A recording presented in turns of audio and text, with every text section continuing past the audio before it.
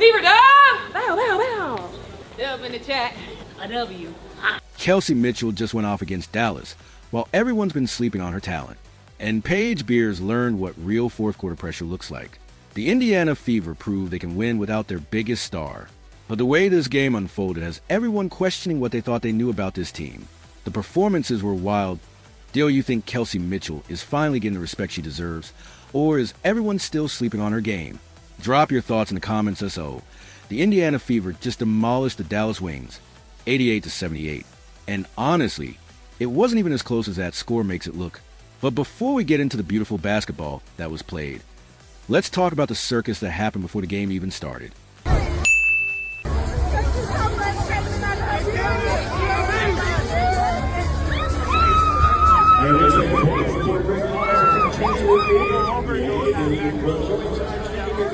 Picture this. You're in Dallas, supposedly the Wings home court, but it sounds like a Fever home game. Why? Because Caitlin Clark spent almost an hour signing autographs for fans who drove from everywhere just to see her. Not to see her play. She's still out with that mysterious groin injury, but just to see her exist in the same building as a basketball game. The girl was out there signing everything people put in front of her while her team was about to prove they could win without her. That's either confidence or complete chaos. And honestly, it might be both. The 100 win over Phoenix. Stephanie White called that a big win. They were outstanding. Mitchell, no. But let's get to the actual basketball. Because Kelsey Mitchell decided to remind everyone that she's been in this league a lot longer than most people remember. 23 points on 9 of 19 shooting. And she did it while making it look easy. This is the same Kelsey Mitchell that people barely talked about before Caitlin showed up.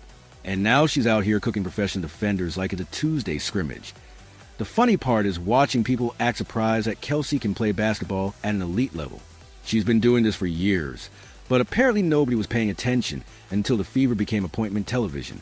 Now, suddenly everyone's discovering that this team has actual talent beyond their injured superstar. 100 win over Phoenix. Stephanie White called that a big win. They were outstanding. What's really impressive about Kelsey's performance is how she's adapted her game to become more of a facilitator. She had a couple assists that were absolutely beautiful, including that behind-the-back pass that left defenders spinning in circles. For years, people criticized her for being too focused on scoring, but now she's showing a complete package. The evolution of Kelsey Mitchell's game deserves way more attention than it's getting. She's gone from being a one-dimensional scorer to someone who can run an offense, create for teammates, and still get her own shot when needed. That's not an easy transition to make at professional level, especially when you're doing it while learning to play alongside a generational talent like Caitlin. Meanwhile, Paige Bueckers had 22 points for Dallas, which sounds good, until you realize she completely disappeared in the fourth quarter. That's becoming a pattern with Paige, and it's not a good one that you can put up numbers all you want in the first 3 quarters. But if you vanish when games are decided, those stats don't mean much.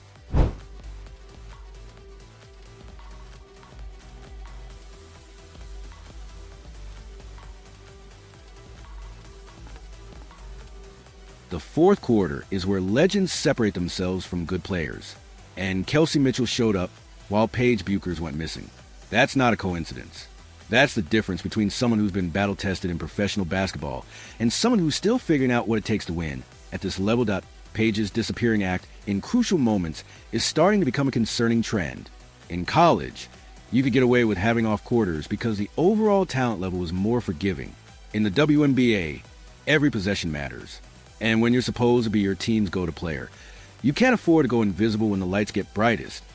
The pressure of being labeled the next big thing might begin to Paige more than people realize. She came into the league with massive expectations, and while she's shown flashes of brilliance, she hasn't quite figured out how to consistently deliver in winning time. That's something that comes with experience, but it's also something that separates good players from great ones. Aaliyah Boston had another double-double with 12 points and 11 rebounds, which is apparently just what she does now. 5 straight double-doubles. And people are still acting like she's not one of the most consistent players in the league. The disrespect is real, but Aaliyah just keeps putting up numbers while everyone debates whether the Fever can survive without Caitlin. Natasha Howard joined the double-double party with 11 points and 16 rebounds. 16 rebounds. That's the kind of effort that wins games, especially when you're playing a team that's supposed to be fighting for their playoff lives. But here's where things get really interesting. Double-digit game, 6 in the quarter. Here's Bibby, launches, buried! Chloe BBY came off the bench and immediately hit back-to-back threes. You'd think that would earn her some extended playing time, right? Wrong. Stephanie White pulled her out of the game faster than a bad joke at a comedy club. The girl hit 2 threes in 2 minutes and got benched. Make it make sense. This is the same coaching philosophy that has people scratching their heads all season. A player gets hot, shows she can contribute, and then gets yanked for mysterious reasons that only make sense in Stephanie White's mind. It's like watching someone find a $20 bill and then immediately throw it in the trash. Nice jumper. Bueckers again, another double-digit game, 6 in the quarter. Here's Bibby, launches. The Chloe BBY situation perfectly encapsulates everything frustrating about some of the coaching decisions we've seen this season. Here's a player who clearly has the ability to contribute. She's shown it multiple times when given the opportunity, but instead of riding a hot hand, or at least giving her a chance to build on momentum, she gets pulled immediately. It's the kind of decision that makes you wonder if there's something happening behind the scenes that fans aren't seeing. Maybe there are chemistry issues. Maybe there are defensive concerns. Or maybe it's just overthinking from the coaching staff. Whatever it is, it's hard to watch as a fan when you see potential contributions being wasted. Ari McDonald had 15 points and 6 assists, continuing her run as the most underrated pickup of the season. This woman came in as a last-minute addition and has been outplaying starters on multiple teams.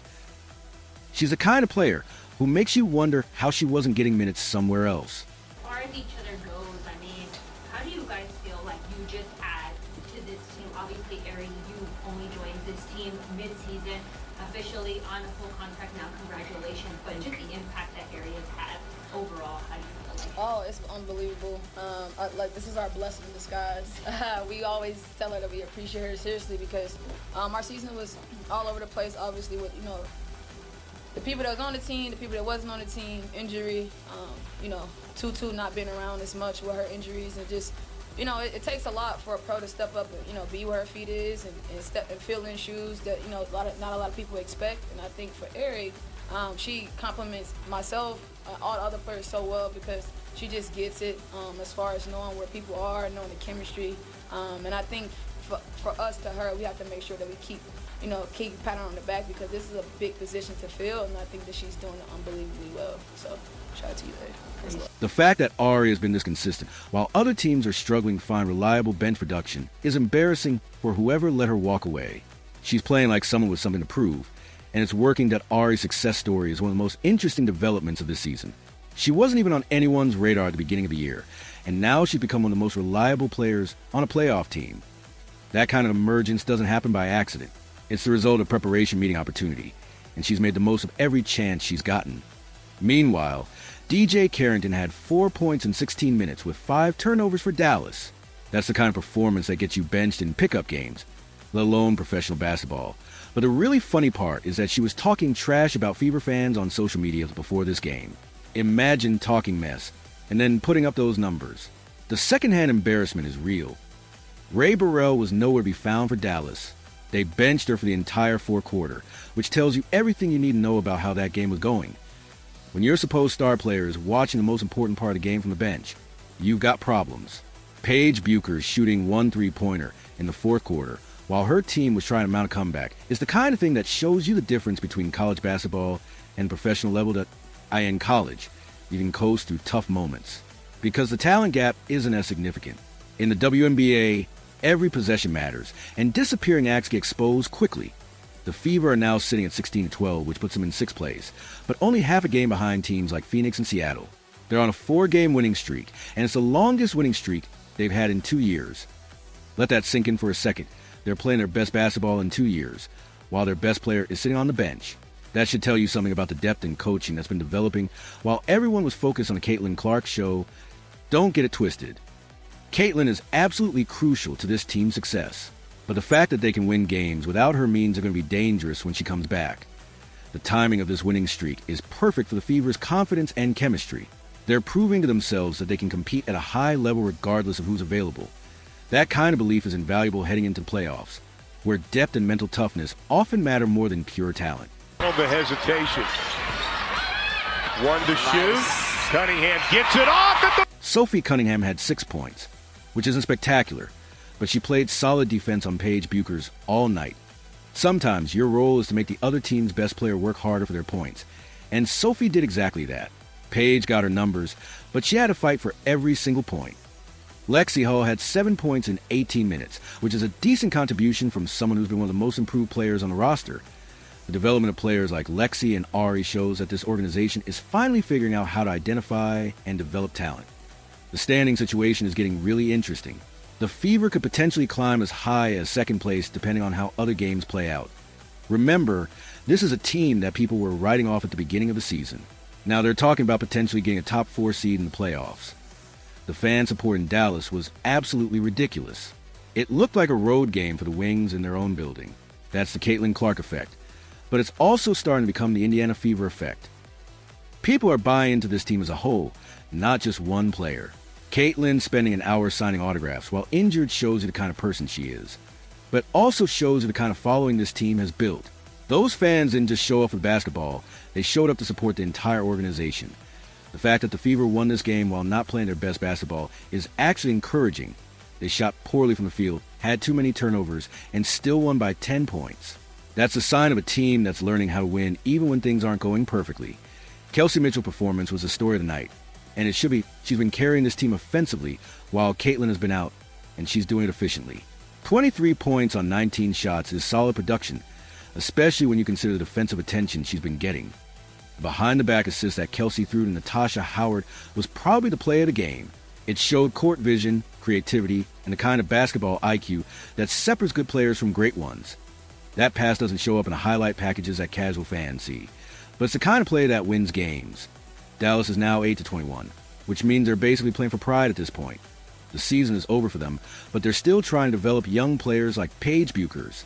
The problem is that moral victories don't mean much when you're getting outplayed by teams that are supposed to be at your level. The Wings' inability to close games is becoming a serious problem. They've had multiple opportunities to beat good teams this season, and they keep finding ways to lose. That's not bad luck.